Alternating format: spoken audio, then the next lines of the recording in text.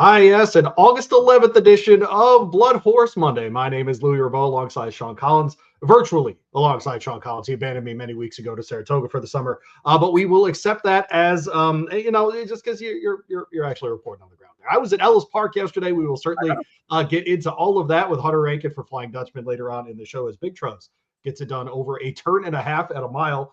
By a billion lengths at Ellis Park. We'll get into that for sure. But Sean, good morning. You've been working a lot. How are you, friend? You doing yes, I have. coming off of a couple very long days, but yesterday we made up for it at Saratoga with the Saratoga Corgi Cup. So a little bit of excitement on the day. Congratulations to Sam on winning the Corgi Cup this past weekend. That was the highlight of my weekend, just because it was a nice little break in the action. Corgis, not the ideal running dog, but there was one that broke very well, and I could not believe how quickly that one spread it out. Oh yeah, that was Sam in his qualifier, and he comes back and wins the finals. It was ridiculous. Yeah, ridiculous. I mean, by the way, when you need Corgi race breakdowns, you obviously come to BloodHorse Monday. This is what we do the best. That's right. I have to give a shout out to our correspondent, Bob Ehalt, who I think picked the winner of 3 of the 4 Corgi races. I guess it was 4 out of 5 when you can have the final, and I think his other one ran like 3rd or something. So he was on it on the Corgi races. I don't know what he was handicapping. Obviously, I did not get the same information. 5 for 5 on the show parlay there. Yeah, there you go. Let's go. Was nailing the Corgis this weekend. Listen, there's a reason Bobby E makes all the money. You understand me? The reason he gets paid the big bucks is to call the Corgi races for us there at Saratoga. But over the weekend, some interesting racing. We'll get into Ellis Park in a minute, but certainly the grade 1 down in outside of Richmond, at least they're at Colonial in the Arlington Million. Fort Washington gets it done, Sean. And once in a while, we talk about stakes in different ways. And a couple weeks ago, I was talking about the Bing Crosby at Del Mar as a grade 1. That's sort of you graduate into it. It's not that you get a repeat win in a grade 1 in the Bing Crosby. It seems to be that people get their first grade 1 in the Bing Crosby. The Arlington Million is becoming that race as well. So Fort Washington steps in, gets the grade 1 win. I think all of us, Sean, who have followed his career, thought he was capable of a win like this, certainly a run like this in a spot like the Arlington Million. Anything surprising about Fort Washington? I have deterministic in my head. It's not deterministic who ran. But Fort Washington getting the win there. No, I don't think anything surprising at all. I mean, we've been seeing he's been running in some, tough company throughout his career, and we really have seen him in the past couple months take an extra step forward, which that's great to see. I think he's 6 years old, right. And it's great to see him kind of hitting his peak right now. And he definitely seemed like he was in the form to be successful this past weekend. It was exciting seeing him come down the stretch and finally nail one of these big ones. It's always nice to see one of those horses who's been grinding it out, sometimes at the lower levels, kind of working their way up. It's nice to see them get rewarded with a big win like this on such a big day down at Colonial. Well, in front of the show, Junior Alvarado, it's interesting because his percentage currently at Saratoga, not great. It really isn't. Like, he's not in that top line. I don't think he's in the top 5 or 6 in the jockey standings, any of that kind of stuff. Saturday was a reminder, though. If you got a big race, Junior's that guy, right? He's a big race rider. No mistakes in that big races this year. I can't think of any races he's won yet this year. But when if you need a jockey on the best horse in a race to not make any mistakes and to click the buttons at the right time, it's him. He's really turned into that guy. It's been fun to watch, frankly. Yes, I know, and it's so great. I mean, when we had him on the show a couple weeks ago, right before the Belmont Stakes, we talked about his injury and, everything that went along with that where he missed riding Sovereignty in the Florida Derby. So it's nice to see him, not just have Sovereignty, but also hitting some big success in some of these other races. He won the Mahoney at a Great Breed Turf Sprint at Saratoga yesterday as well for Belmont. So he's on top of his game right now. That's for sure. I was at Ellis Park yesterday. We will get to those in a moment, but Charlene's Dream, the Texas bred, wins the Beverly D. And I was talking with Jason Beam on my radio show last week, Sean, about that race itself. I can't remember the last time they had more than 6 or 7 runners in the Beverly D. They've got to do a better job of filling that gate, whatever it is that they have to do to get that race going. But Charlene's Dream does win here. We saw her win the Gallaudet at Pimlico over Preakness weekend. So obviously had won in graded company before. But this is a horse began her career in the debutante at Golden Gate Fields and broke her maiden running in that race over the synthetic. So funny where these horses come from at some point, but obviously out of the Mosier barn. And look, or excuse me, I think a great win for her. You and I have not been able to find the backup here, but it appears as though there is no connection to the Breeders' Cup anymore. So I think that probably hurts the starting gate a little bit for this race. But Charlene's Dream, do you make much of her?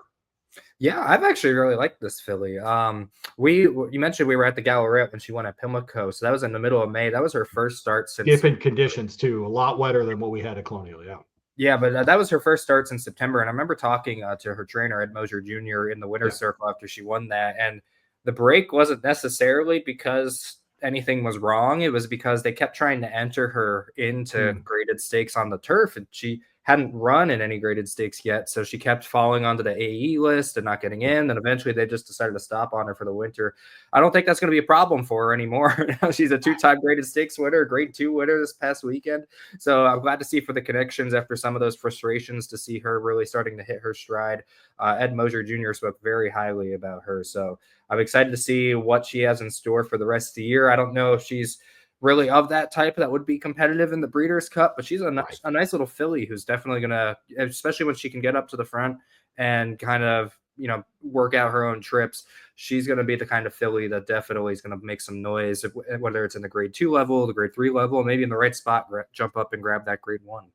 She ran at Kentucky Downs last year. It'll be interesting to see if they throw her back in there because she ran 7th in the Oaks there. It'll be interesting to see if that's her next stop. Is in a, I don't know, $17 million race or whatever she wants to run. So there you go. I'm already getting those emails, by the way. That is starting to come in. Are the purses that low now? They're going down. Down to 17 million. That's exactly right. But yes, I'm starting to get those emails. It's almost, God bless, the summer's flying. I can't believe. I mean, I'm already going to be. Alabama's this weekend. What are we doing? I've only got 2 weeks left here in Saratoga, and then I'm up at Kentucky Downs. I don't know where the time went. I know. It's completely wild, man. Yeah, but I mentioned Ellis yesterday. So you tell me if this is a good day for a jockey or not. Are you ready?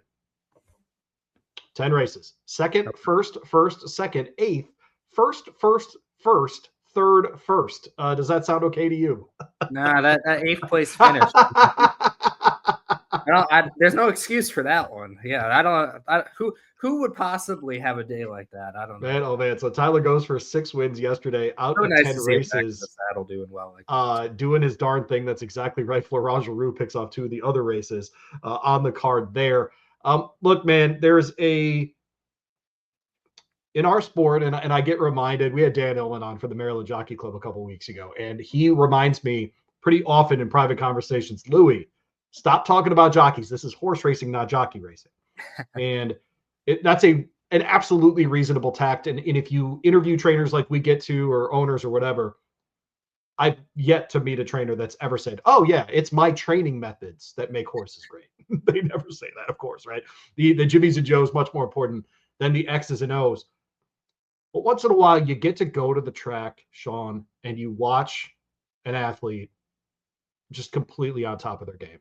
Tyler couldn't miss yesterday, man. He could not miss. His timing was great. His when he would make moves was perfect. A couple of races he had to make a decision on, saving ground on the rail, making a later move, or just getting the lead, keeping the lead, etc. So lots of different kinds of races, route races, mile races out of that chute, sprint races, 7 furlongs. I mean, everything in between.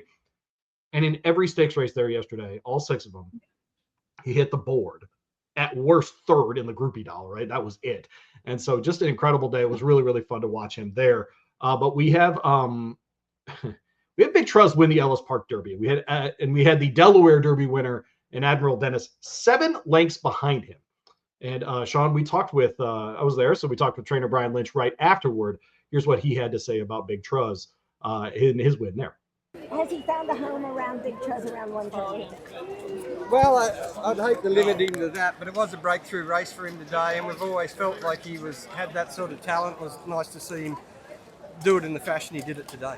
Yeah, that's what you call authoritative. Very authoritative. And it was lovely to see, Jimmy Daly's coming off the bench, and he had a little knee surgery after the Florida Derby, and I thought he ran very well to get up for second. and to win it that dominating, though, I'm sure you didn't expect that. Well, he's always showed that sort of talent, and you always hope that one day you're going to see that breakthrough race. He's got a lovely pedigree. He's a beautiful, big, strong horse. So he put it all together today, and I felt like I might have rushed him back a little in the Indiana Derby, whereas he, today he had a little bit more time, and he had a couple of nice works coming into it, and everything set up for him, and he was able to showcase himself. He's not even to the spit box yet, probably.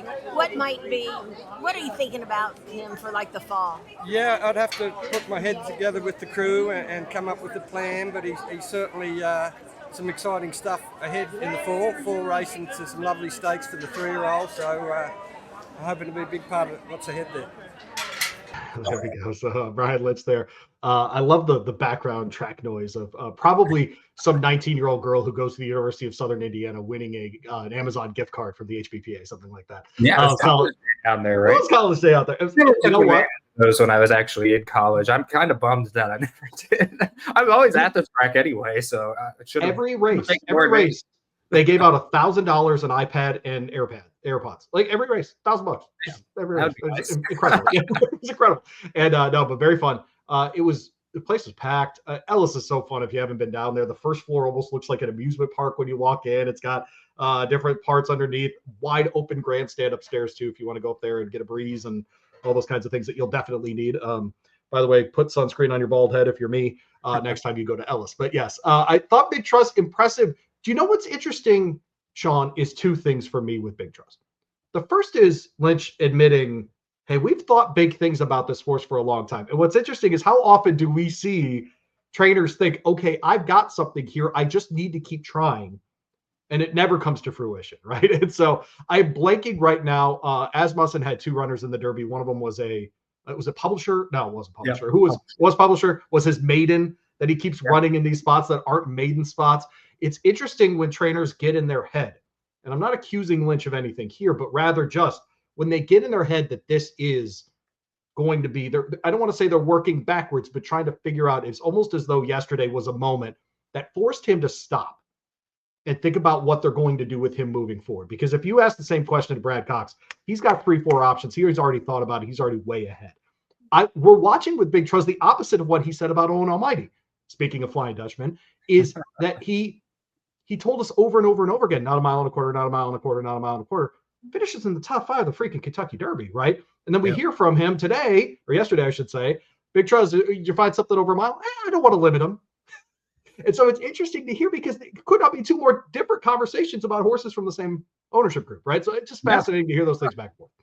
I know that's part of the fun of the jobs that we have is kind of trying to sift through everything and find out the information there. But I mean, this is a horse that I've been high on. I remember I was at Keeneland for his maiden victory, and he really impressed me. And it's not just because I'm a Lamar Jackson fan, and so I like the name Big Truzz. That has nothing to do with it for sure. But he was very impressive in that Keeneland maiden win. So I thought this was going to be a horse that we really have to pay attention to. He comes back and runs second in allowance at Churchill to Patch Adams, who ends up winning the Grade 1 of Woody Stevens, which, by the way, Big Truzz was also in that race. He comes flying up the inside to get 3rd. And then, like Brian said, maybe just brought him back a little bit too quick in the Indiana Derby, first time around 2 turns. This Ellis Park Derby, it's that weird kind of turn and a half coming out of that chute there. And, I mean, he showed his stuff. He showed that he has the talent that we thought he did at the beginning. And I think a lot of times we jump on these trainers sometimes, like when you do see a loss like the Indiana Derby or something like that. Right. It's like, just remember, this horse is, 5 starts into his career? The trainers still need to take time to figure out exactly what the horse is. And it sounds like that's what Brian's doing right now. And I'm excited to see what he has in store for the future, because I've been very high on this horse. And, I'd love to see Lamar Jackson get excited for this horse too. But I'm excited about this horse's future and where he can go. More excited about Big Truzz's performance or more disappointed in how Admiral Dennis ran? More excited in Big Truzz's performance. Okay. Yeah. Because I think that, I don't know, Admiral Dennis is one of those horses where, he was in some of the big races and he could never always get the job done. He gets the lighter spot in the Delaware Derby. And I think maybe that's kind of where his realm is. Right. Now, obviously, he had the chance for that here in the Ellis Park Derby because that's the kind of race that I think works out for him. But Big Truzz was just a monster in this race. I don't put anything negative on Admiral Dennis's performance here. Maybe you could get on the fact that he ended up losing second place there at the end. Maybe you could point at that, but I'm not too disappointed in Admiral Dennis. I think he'll bounce back and find a similar spot and be fine.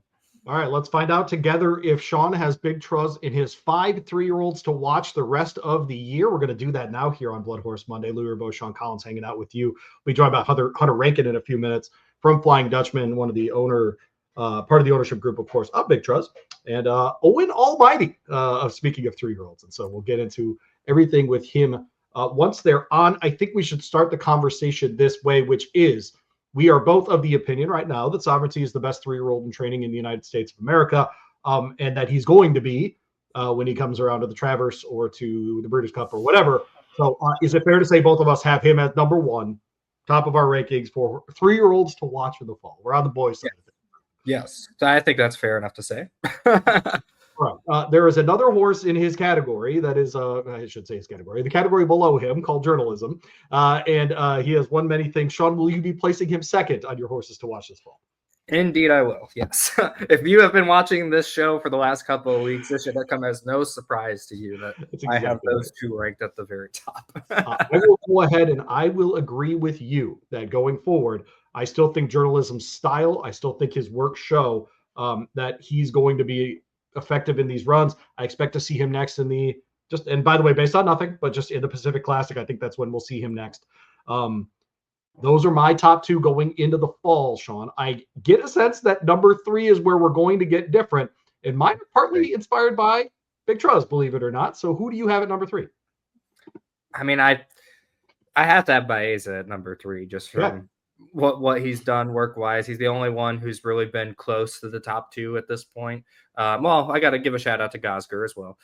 He's been close to Journalism in his 2 starts, but I think Baeza, it's weird because he hasn't won a graded stakes yet, but I think that those 3, just from talking to different trainers on the backstretch here at Saratoga, there's a lot of trainers who keep mentioning him in the same breath as the other 2. So I think we have a clear, solid top 3 here for me, at least. Sovereignty, Journalism, Baeza.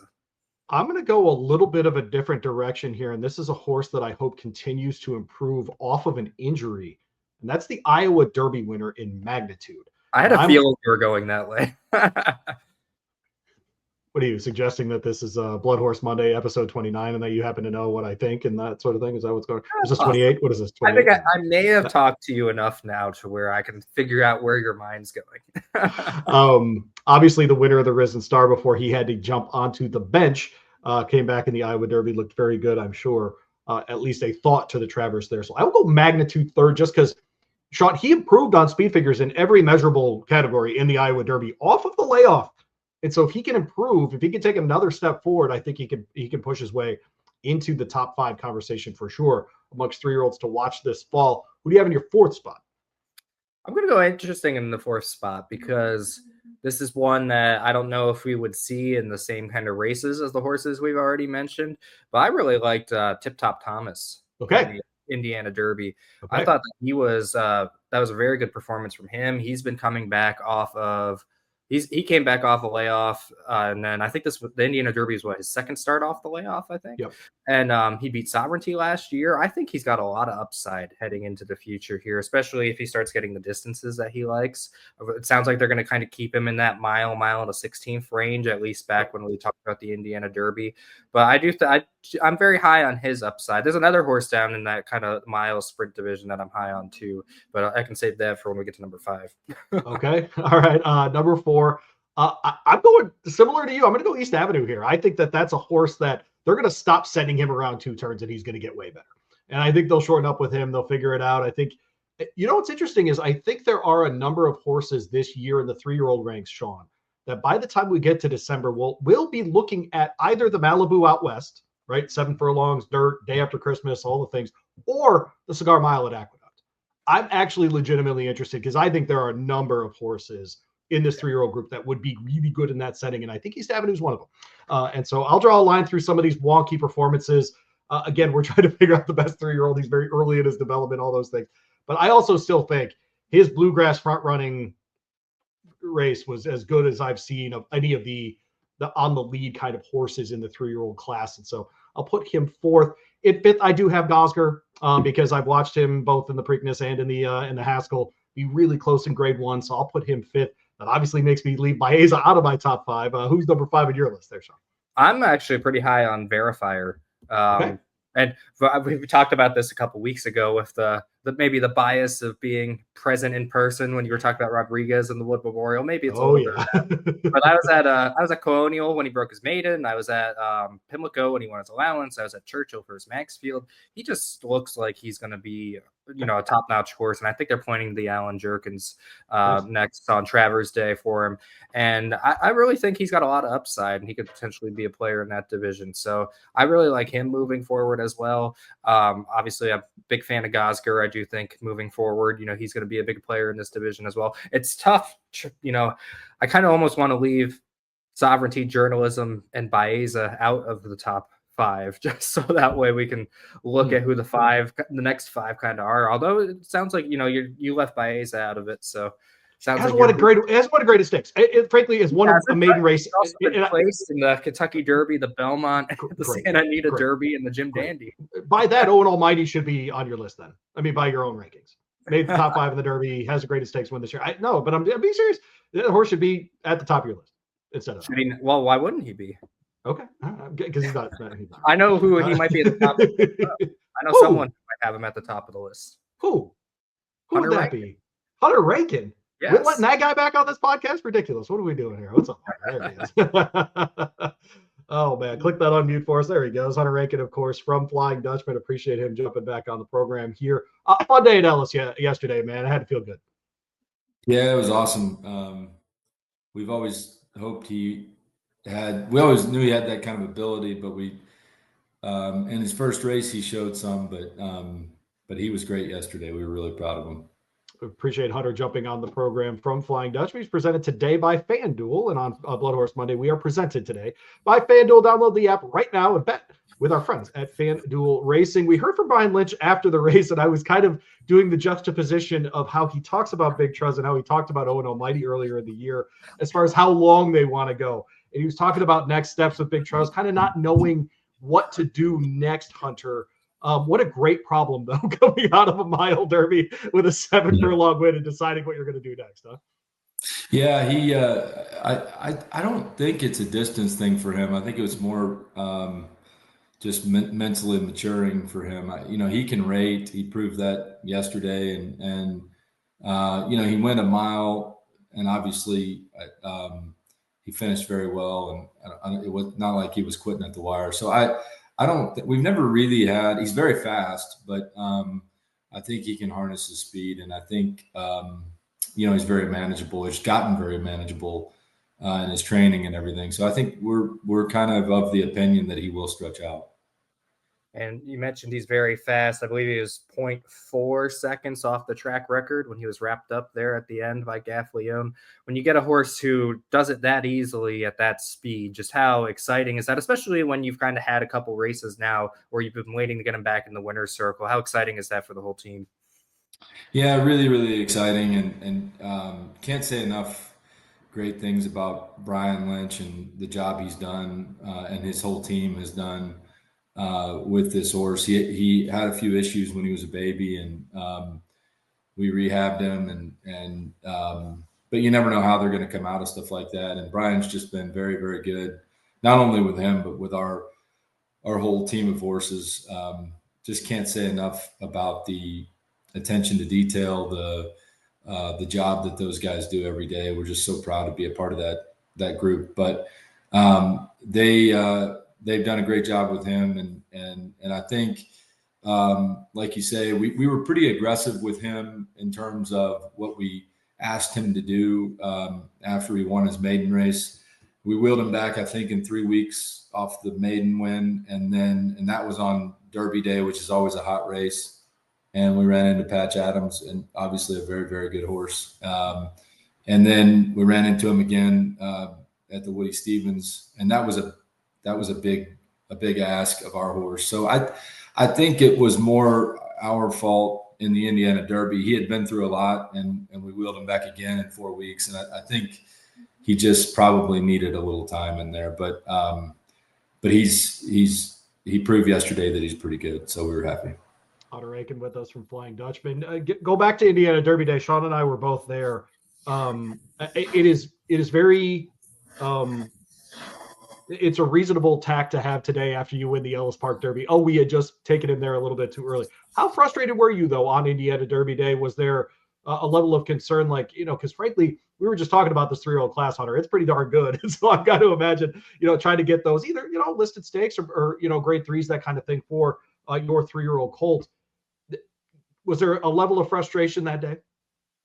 Yeah, for sure. I thought his talent would carry him that day, and I think we ran into a little bit of a speed bias track. I can't remember. I didn't really pay attention all day that day, but I think we did run into a tough deal with the track that day. But that's no excuse. It was very, very frustrating. We thought he was going into that day. We thought he was a lot better than that. So we regrouped with him and just thankful he could, prove it a little bit yesterday. So I think his best days are ahead of him. I really do. Just got immense talent, and he's pretty kind on himself. Hopefully he stays that way, and he's just a neat horse to be around. Well, let's keep going down memory lane a little bit. Let's go back to that Woody Stevens Stakes. You guys are, as you said, having a big ask of him going into that grade 1 off the maiden win and the allowance second. He had a little bit of an interesting trip from the inside spot. He was pretty far back in the field, and then he makes that big run to get up for third. Obviously, obviously you wanted to win the race, but you guys had to be pretty excited seeing that result against that company the first time you faced it, weren't you? For sure, yeah, and it was a very tough post position. He was down, I think, he was on the rail that day, and it was a sealed track. It was kind of a drying out racetrack, probably not what he would love, but I thought he showed a lot of heart and a lot of courage to come through there like that. Rosario was on him that day, and he kind of had to check him a couple times, and he didn't have the best trip, but he really ran on and ran well against, like you say, I thought that was a very, very good field of horses that day. So I think he beat the likes of Citizen Bull was in there, and there were a bunch of at least decent horses in there. So we were encouraged by that, and I think that's probably why we got a little aggressive. We come back in 4 weeks in Indiana, and I don't know if that was it, but just happy that we were recovered since then. Hunter, he's by Justify. There's Curlin on the dam side. This is obviously, as we talk next steps with him, a horse that can probably handle a little distance, at least based on the breeding. The Pennsylvania Derby's out there. Is that a thought for you guys? I mean, if you've been in the Woody Stevens, that's a grade 1. I mean, Pennsylvania Derby has to be at least a part of the thought process. Yeah, there's that race. There's a race at Churchill that's maybe a mile and 16th. And there's a couple others out there, but I think, if he was doing really, really well, I think we'd point to Pennsylvania. Well, the name Big Truzz, who is the Lamar Jackson fan in the Flying Dutchman team? Well, Peyton, our COO, he's our guy, and he didn't actually name the horse. One of the other kids did, but I can't remember. It might have been the youngest, Saban. But anyway, the Ravens are very important to Peyton, who works on our team, and he's been, he's loved this horse ever since we named him. We all have, but especially him. So that's been pretty cool. Another one of yours that's on the work tab is a guy named Owen Almighty. What's he up to? What's his next stop, you think? Yeah, he's doing great. We're kind of debating that right now. There's 2 spots. There's the one at Charlestown, and then the Jerkins. Same kind of thing. I think the Jerkins, while we think he could do it, and while he may end up there, I don't know. It is a big ask. We gave him some time after the Derby. He did really well through that time, but he dropped off a little bit at the farm. Some horses go, out to the farm, and they really retain their physical. He he dropped off a little bit. He let down, and so it took a little bit to get his condition back, but I think that time really helped him. And he's doing great right now. So either place, I know he'll give us everything he's got. He always does, but they're both 7/8. I think they're both I think they're both 500,000, which I know the New York race is much more prestigious, but either place, we just want to get him started back on the right foot and get him geared up for a fall campaign. Because I still believe, as I told you guys before, I think he's got the potential to be a very, very good 4-year-old. Now, he was a hot topic of debate leading into the Kentucky Derby. Yes. I know we talked to you about that right after he won the Tampa Bay Derby a couple of months ago. This, by the way, is a top 3 story for me in horse racing all year. I love this. I love the Owen Almighty thing going to the Derby so much. I can't even describe it. It's one of my very favorite things. I'm so sorry. Yeah. I love it. There's all that debate, about the distance, whether or not he can get it. He turns for home, and I had that moment at the top of the stretch where I thought, oh my God, Owen Almighty is going to win this. And I'm sure maybe you guys might have had that as well for a couple moments. But just how proud was the team after all that to see him run so well, see him get 5th in the Kentucky Derby after all the people in the media, all the people online, everybody saying that he shouldn't have been in that race. Well, we've gone over that day so many times. We're so proud of him. He's like I said earlier, he's such a cool horse. He gives you everything he possibly has. And Javier rode him great. And, he said when he got tired, he just tried harder, and, it just almost makes you emotional to think about it, especially reliving that day. But the family was all there, some of their friends. And it was, I know it'll be more exciting for them and for us if we ever win it, or if we are ever lucky enough to do that. But I don't know that it could ever be more special. I grew up in Louisville. I never realized the weight of that race, and I don't know that you can unless you're participating in it. But it was just such a monumental moment for our team, and such a proud moment for our team to see him try so hard for us. And like you say, when he hit the lead at the head of the lane, I really, for a second, I did think he was gonna kick on, but they just, he's not made to do that. And there were others that were, obviously more meant for the distance, but I was really proud of him, and we all were. When he got tired, he tried harder. Man, that took me out, Hunter. That's the good stuff. It really is. When you talk about him and you talk about being good as a 4-year-old, does that help shape how you look at the rest of his 3-year-old year, knowing that you plan to race him as a 4-year-old? Yeah, definitely. I think we have that luxury here. This family, loves racing, and obviously we'd love him to be a stallion someday, and sure. And support him with our own mares and everything like that. But I think being able to play the long game with him and plan the best possible path for him to become the best 4-year-old, I think is a really nice luxury that, sometimes you don't have. And I think if we manage him properly and if we take care of him, I know he'll take care of us, or he'll try to. So, but he's really special. He's kind of our mascot. He's cool. Well, I have a more extensive question after this, but first I got to follow up on our last when we talked to you a couple of months ago. Have we figured out if we're going to have the drink named the Owen Almighty yet? I know that was open-ended the last time we talked to you. That's a good question. Good job by Sean. Journalism. That's what you're doing. Journalism. It's a good question. I'm sure we could get one named the Owen. I need to. I'll hit the family after this thing, and we'll try to get that done. Get it done, Kurt's Corner. Get it done. Let's come on. Yeah. Get these Louisville guys. I have nothing to do with all of that, but I'll try. Yeah, for those watching that don't know, the owners here involved with the Dutch Brothers Company coffee chain as well. So we'll keep an eye out for that Owen Almighty drink. But my actual question now, moving on. So you mentioned how much this family loves racing. You guys dove right back in the Saratoga Select Sale last week with Fasig-Tipton. Got 6 horses, including a $1.8 million son of Uncle Mo. What can you tell us about that horse that really kind of caught your guys' attention? He was just awesome. He's just he was, every time we looked at him, we liked him better. One of the, there's a lot of nice horses up there.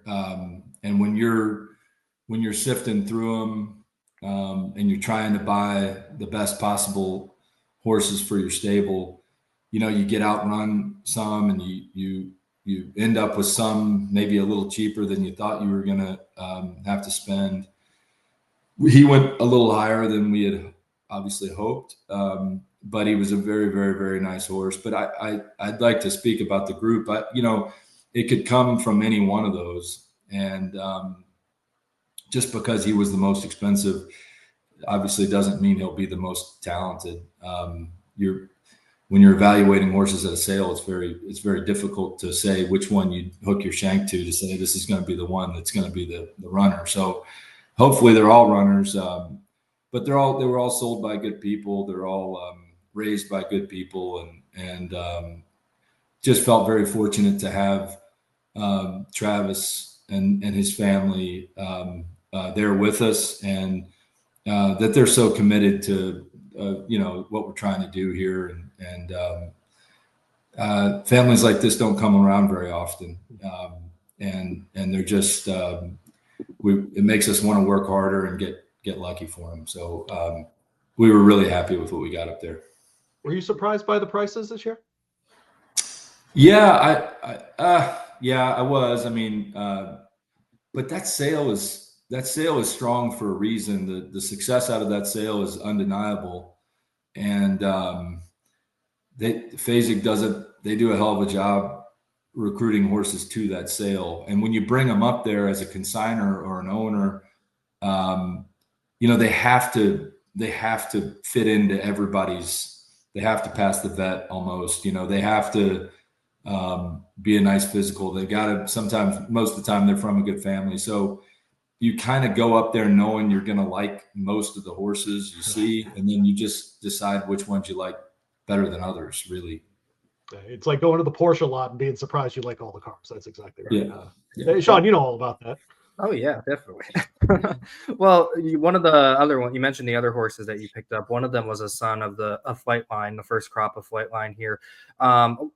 Just a little bit about him, but then also just in general, what was kind of all the different buyers' reception to the Flightlines? How have you kind of seen different people, both your guys' operation, but then other people responding to the Flightlines? Because I know there's a lot of buzz around him, obviously from his racing career, now turning into a stallion career.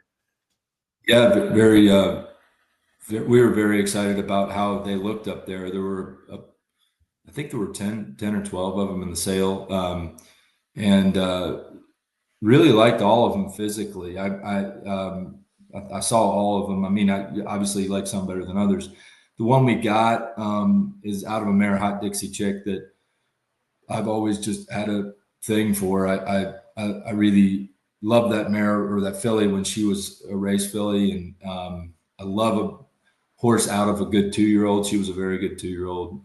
Steve had her, and Barbara campaigned her, and she's had some success as a broodmare too. So I went up there wanting to like that horse, but it turned out that that we were able to like him actually in person, and very, very, very good physical, smooth at the walk, and just a really kind of a cool customer. So we kind of wanted to get a Flightline, but we didn't know that we would. But it was one of our goals, was to at least try and support some of them because of our investment in the horse, and we were able to come away with a nice one. So we were excited. Well, Hunter, thanks so much for jumping back on and joining us here on BloodHorse Monday. Flightline's nice, but he never won the Ellis Park Derby. How about that? Yeah. How about that? Yeah, in your face. Well, good enough. Well, good luck with everything, Hunter. Congratulations on a great day yesterday. We'll talk with you down the line, I'm sure. Cheers. Thanks, guys. Thank you. There you go. Hunter Rankin from Flying Dutchman. Appreciate him jumping back on with us here on BloodHorse Monday. It was presented by FanDuel. Download the app right now and check out all the racing action with our friends at FanDuel. You know, Sean, it's fascinating, especially, and I think I stole your question, but just when we started to see the prices, Yes. right? And it seems as though that's carried over. We'll talk to Frank in a second about this. My eyes opened up a little wider than usual around a sale because you get used, oh, $500,000, oh, we're doing this. It was like million. And it would just kept going. And it's interesting to hear guys like Hunter say things like, yeah, it's not as high as we wanted to go, but Yeah. if that's the market that year, right? And so it's interesting to hear those numbers at the top of the sale that way. So I thought that was pretty fascinating. I mean, you saw a lot of competition at the sale this year. There was quite a few people who I know I talked to who mentioned, that they're paying more than what they probably would have for some of these horses a few years ago, which I believe is a sign of a very healthy market, a competitive market. I know that that bidding at the very end that ended up in 4.1 million for the sales topper. I know that was a pretty exciting couple moments for me. This is the first time I was at the Saratoga sale. Oh, cool. A couple other sales. I was at the Keeneland sale a couple days last year, but that was watching that tick up and up and up to that 4.1 million, just watching, all the conversations that are had before the bids are placed. That was an exciting moment for me. I thought that was pretty cool, but that's a sign of a good competition in the market, I believe. And I'm sure Frank can definitely expand on that further. Yeah. The other thing that stood out to me is just how openly they talk about Owen Almighty campaigning as a 4-year-old. Yeah. Awesome.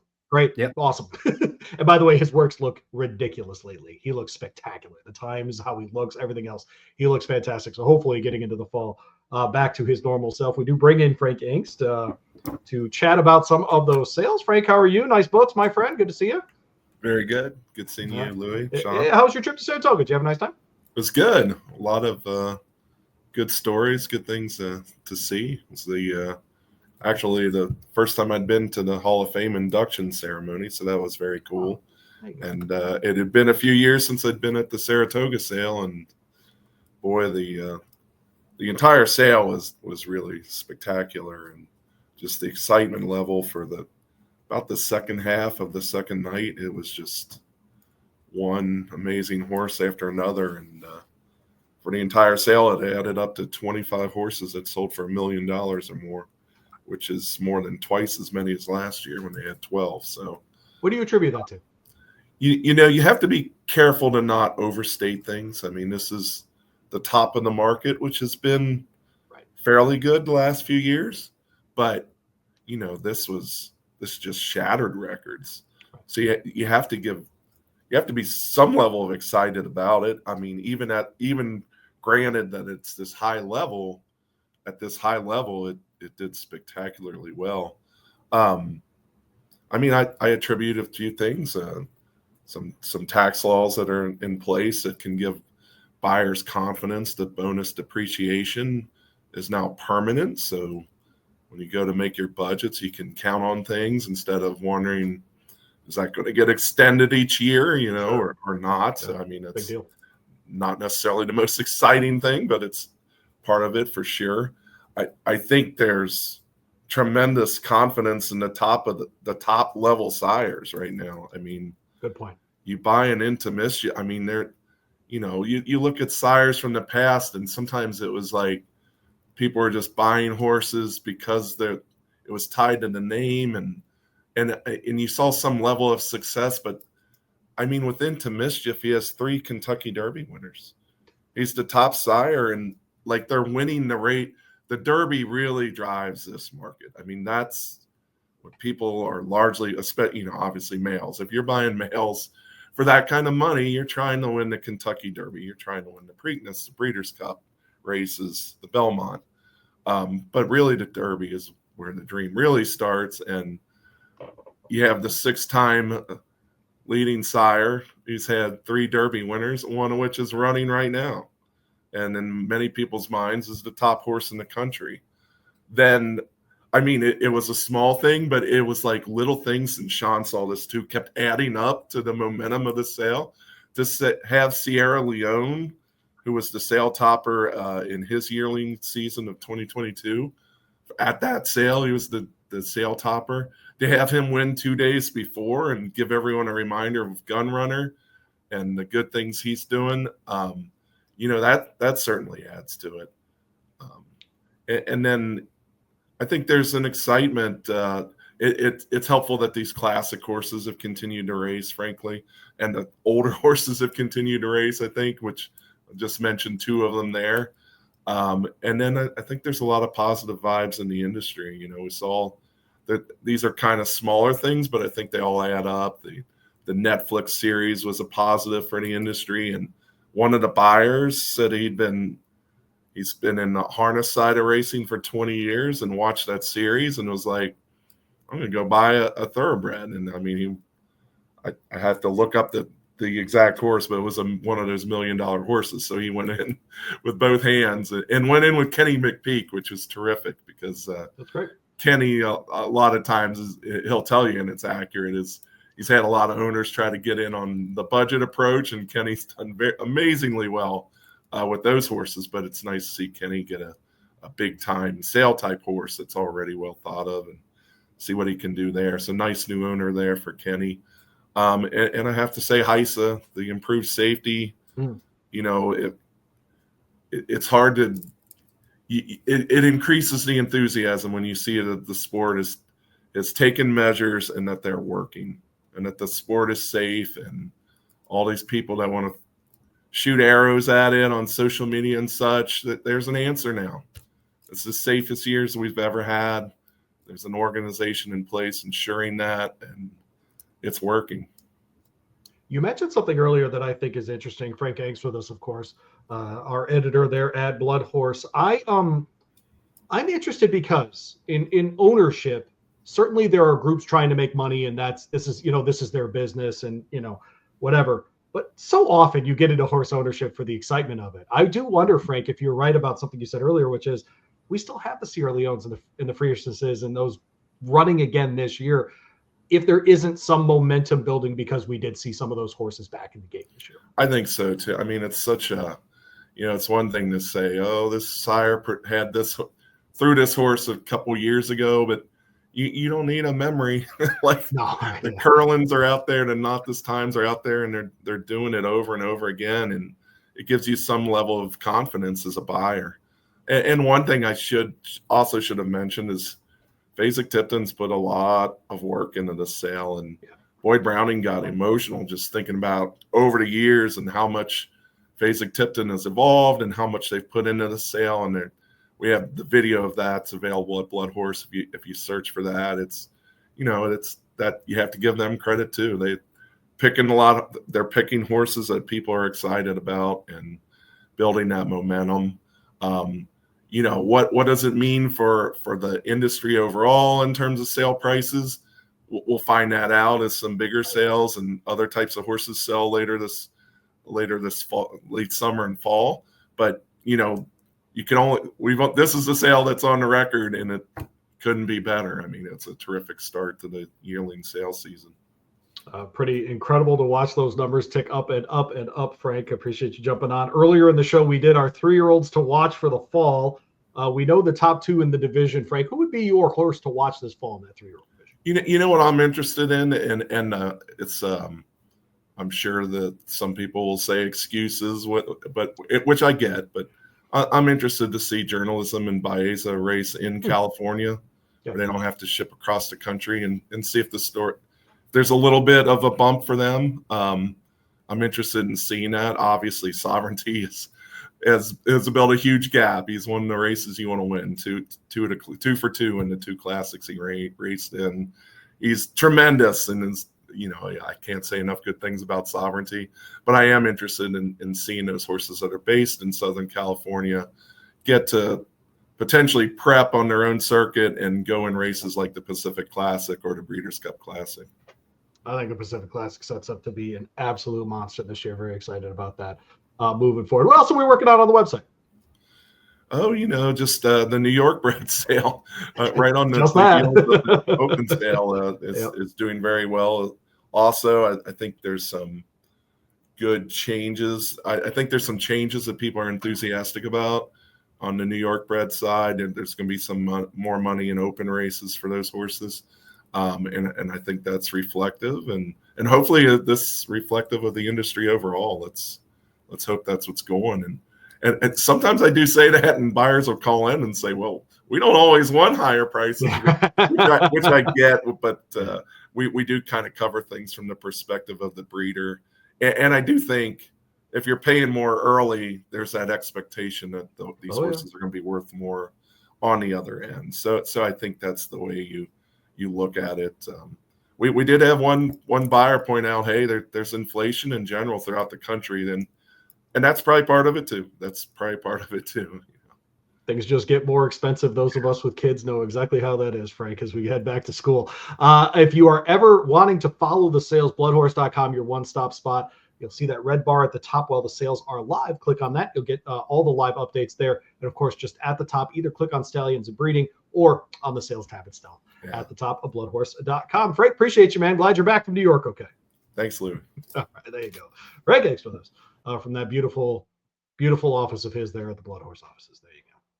And I got this behind me. That's my life. Radio guy. You need to get editors, radio guys. That's how that is. I got a bookshelf over here. Oh, I know.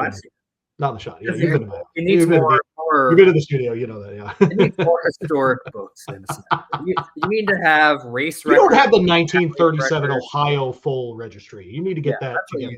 You need to go back to the 1700s in England, have all the breeding records from over there. You are in Saratoga, Alabama this weekend. What's the buzz up there? It's going to be a very good race. It's interesting because there's, the Alabama, I think every year we expect it to play a large role in determining the 3-year-old filly champion. And I think we have 3 very strong competitors for that award in the race this year. And it's almost like each one of the 3 has something to prove, which I think is what makes this a really interesting race. You have Good Cheer, who was the star of the division the first half of the year. She's coming off of the worst performance of her career in the Acorn. Did she regress? Was it just a weird track, the way the rain came in right before the race, and she didn't respond well to that?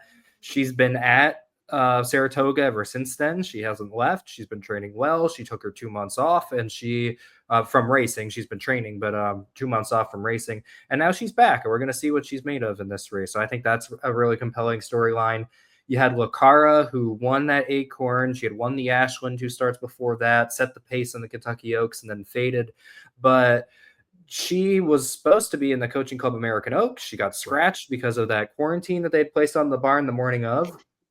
And Mark Casse, I've been talking to him a lot over the last couple of days, and he said that, he's not concerned at all about her fitness going into this. The way she's been training and everything is the way you want, but he is concerned about the fact that she did miss a start, and the plan was to go into the Alabama with that Coaching Club American Oaks under her belt already.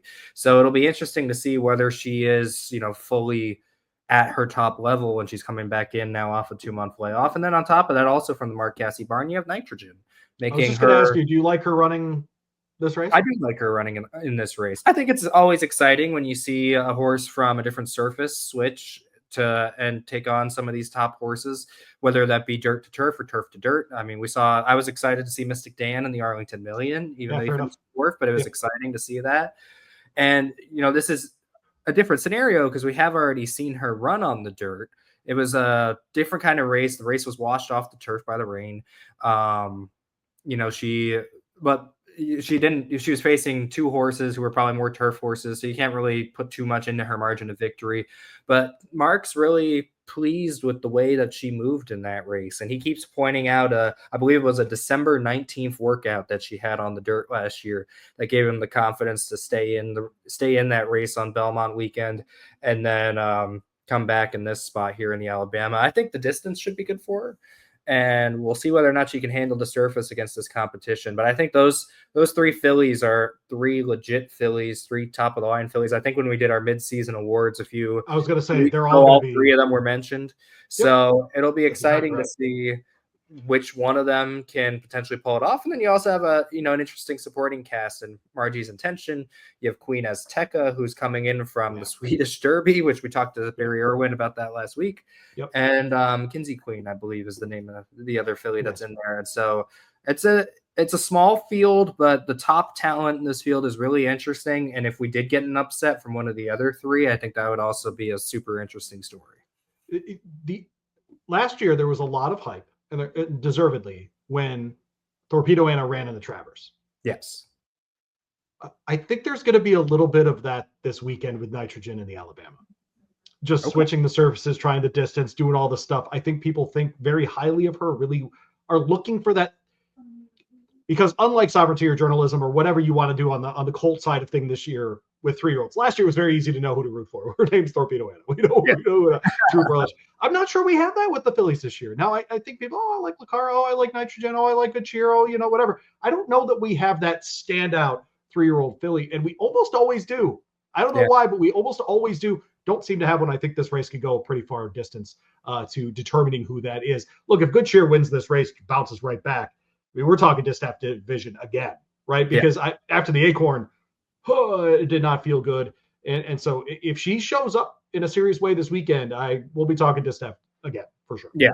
If she shows up the way that she was in the Oaks and all the starts before that, then she's right back at the top of the division. I think it's probably a wide she once again has a wide margin between her and second. If she King's comes Plate back this weekend, it'll always be the Queen's Plate to me. What say you, Sean? Well, for me, it's the King's Plate because I know. Well, that's because the one I have to say the one I attended because I went last year and it got canceled, so it didn't really count as attending it. But I started attending it once it was switched to the King's Plate. So for me, I know I have no opposition to anybody calling it the Queen's Plate. For me, that was a big thing going to it for the first time. What's funny is we'll probably have the same amount of time where it's called the King's Plate as we did being called the Queen's Plate. It was the Queen's Plate. I know we don't have any options switching it for a long time, do we? King's Plate for a minute. Yeah, right. So anyways, but that'll be a fun one as well. Obviously, the Triple Crown in Canada, 3 different surfaces, which I have always appreciated. I know. I think that's really interesting. That's an interesting Triple Crown because when you look at all the different Triple Crowns across the world, it usually is. I mean, obviously here in America, we're on dirt. Most of Europe, obviously, going to be on turf. But even in like Japan, the Triple Crown's on the turf, or they have been starting up the dirt Triple Crown. It's interesting for the country's featured Triple Crown to be all 3 surfaces. I do really think that's interesting. I was lucky a couple of years ago. I got to go to the King's Plate and the Prince of Wales, and had Paramount Prince won the Prince of Wales, I would have went back for the Breeders' Stakes as well and completed the Triple Crown. But it's fun racing both at Woodbine and Fort Erie. I always enjoy going to both of those places. There you go. All right. Looking forward to those this weekend. We'll be back with reactions to both next week on BloodHorse Monday. I want to remind you about the magazine. And if you happen to be watching us on YouTube or on Spotify, that QR code is at the bottom of the screen. Go ahead and get that delivered to your house. Of course, the August edition is a retrospective on the life of D. Wayne Lucas and his career. You're certainly welcome to check that out at bloodhorse.com. You can sign up for the magazine. There's a nice little tab for you at the top of the homepage. Of course, we always encourage you to get signed up for the daily. Sent to your email box every single morning.